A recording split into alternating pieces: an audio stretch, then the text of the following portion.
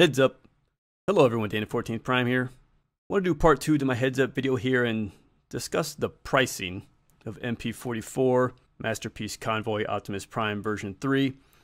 Kind of big reaction and big emotional reaction out there in the fandom this week when pre-orders went up in the United States and we're at $450 US.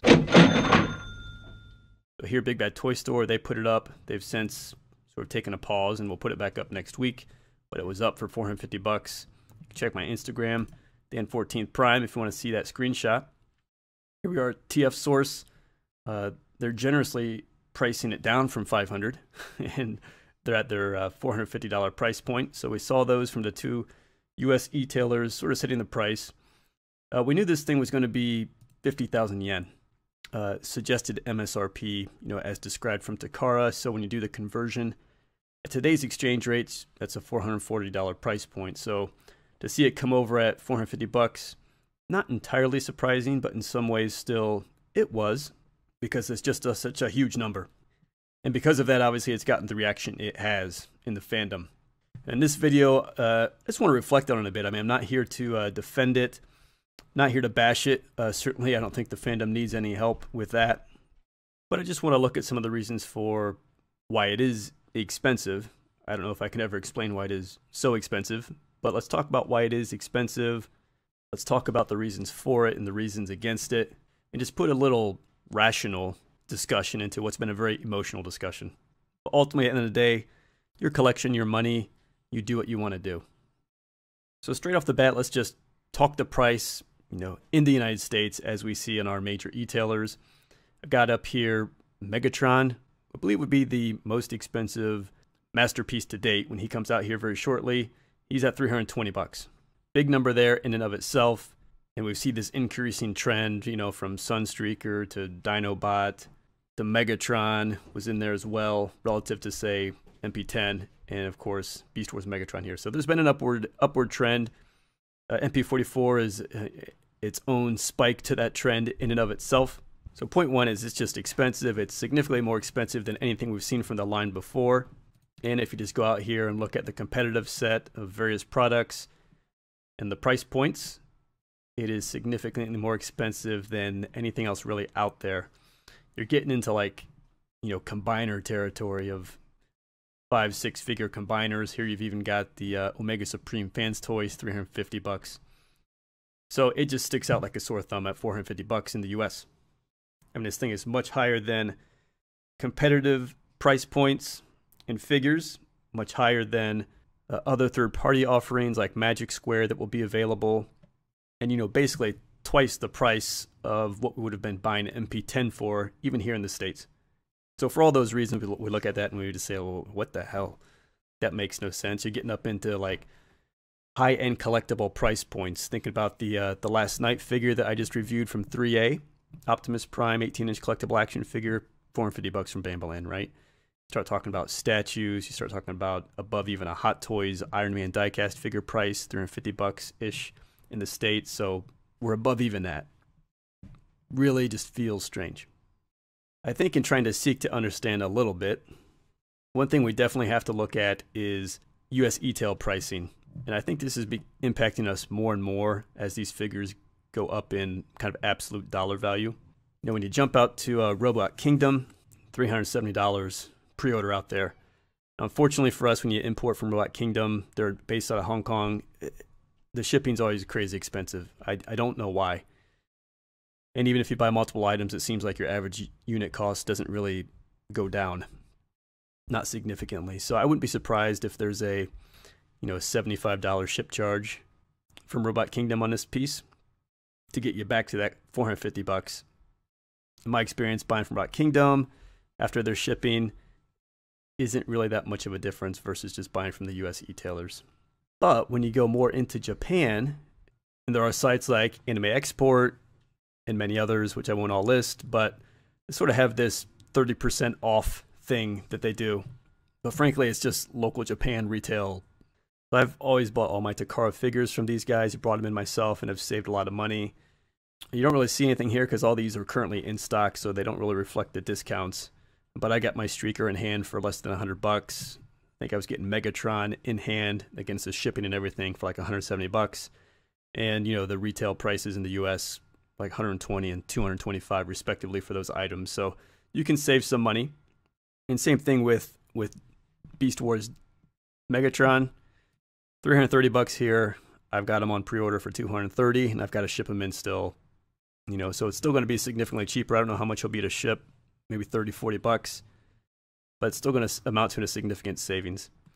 So I expect when Optimus goes up on Anime Export, he'll probably be like $320 if I just take 70% of the $450 number. You're kind of $315, $320.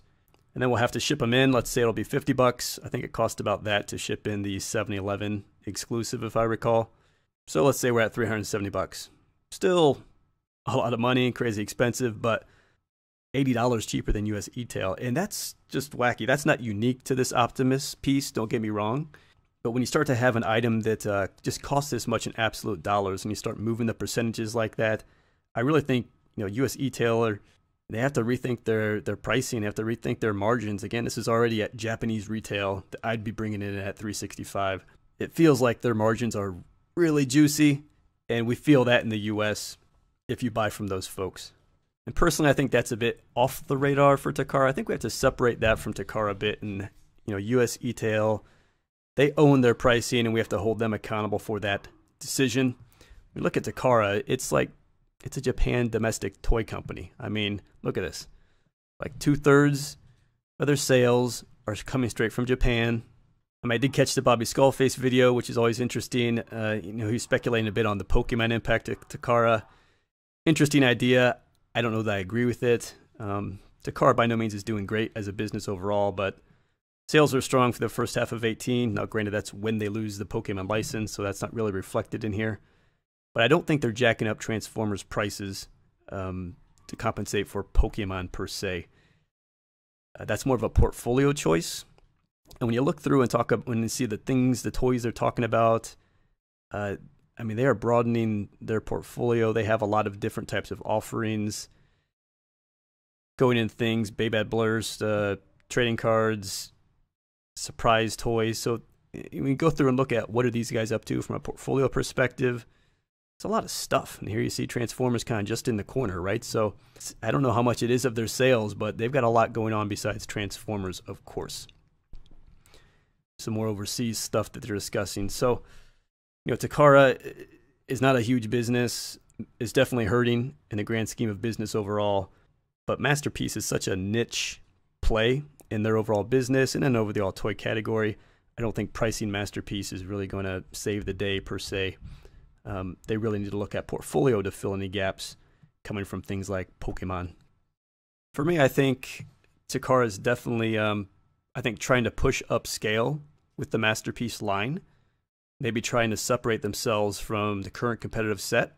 But the trend would certainly suggest that when you look at Sunstreaker, Megatron, Dinobot, Beast Wars Megatron, increasing innovativeness, increasing engineering complexity, increasing tune accuracy, and of course increasing price because it costs more to do that as well. And it could be MP-44 is like the big hammer coming to say, hey, we're something different, we're something new. I don't know. Maybe trying to position themselves premium to all the other third-party or higher-end Transformer collectibles out there today. Not to say that, you know, $400 is the, even locally, let's talk more locally priced for Japan. You know, $320 is the new everyday, but would be the new high end, let's say, if they continue on this track. And they'll start to have figures more in that $200 to maybe $300 price point.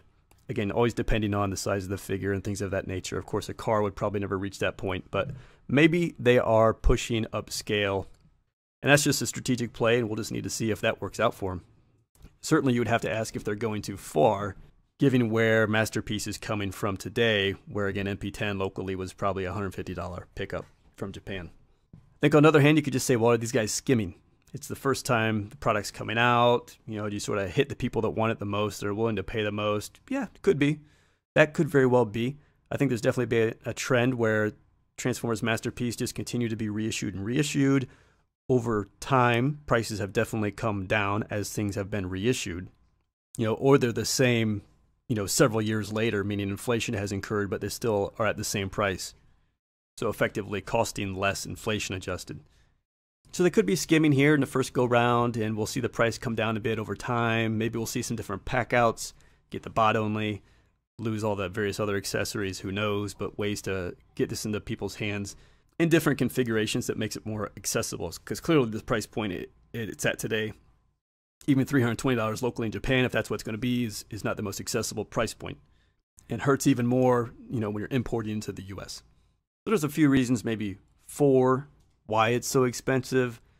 It doesn't mean I understand it completely. It doesn't mean I like it, you like it, or we have to like it. But I would just say clearly there's something going on here besides, price gouging and all of that emotional response out there that we're hearing. So there you have it, guys. Okay, just some thoughts on the pricing. Why it's more expensive, though certainly I think why it's so much more expensive is probably unexplainable to us all.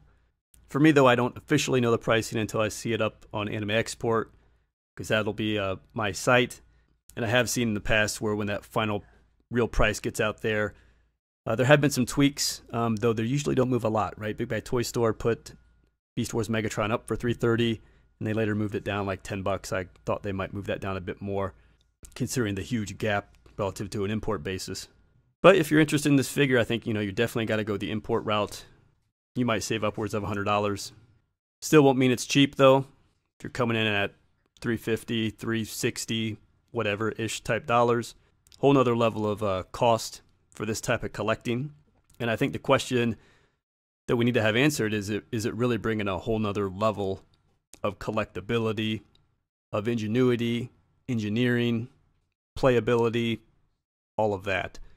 It looks good on screen, but we'll have to get it in hand to really make that assessment fairly. But even if for whatever reason, it does hold up to that, let's say it's like a little hot toy Iron Man in a Optimus Prime fashion that transforms, let's say, if it was like something like that we could get for, $365 importing ourselves, then maybe it starts to make some sense, but certainly has its own impact just in terms of really pricing people out of this collectible set that, really want to get their hands on this type of thing. They'll turn to third-party competitive products, things of that nature, which is fine, again, if that's what you want to do. So that's some of the thoughts on the pricing. Thanks for checking out the video. See you next time.